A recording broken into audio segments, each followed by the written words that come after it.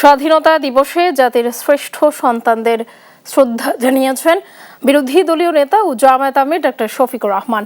বৃহস্পতিবার সকালে জাতীয় স্মৃতিসৌধের রাষ্ট্রপতি ও প্রধানমন্ত্রীর শ্রদ্ধা নিবেদন শেষে শ্রদ্ধা জানান জামায়াত আমির।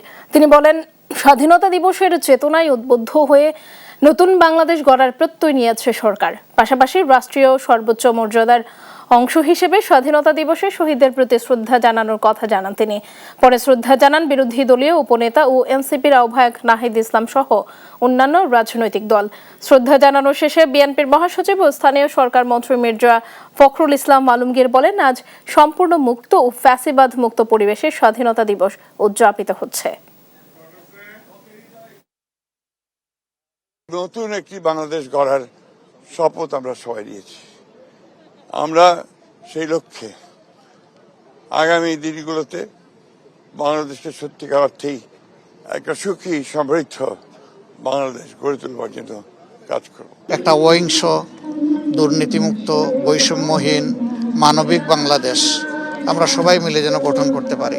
24-এর গণ অভ্যুত্থানের যে আকাঙ্ক্ষা, সেই আকাঙ্ক্ষার ভিত্তিতে সাম্য এবং মানবিক মর্যাদার ভিত্তিতে আমরা এই বাংলাদেশ করতে চাই।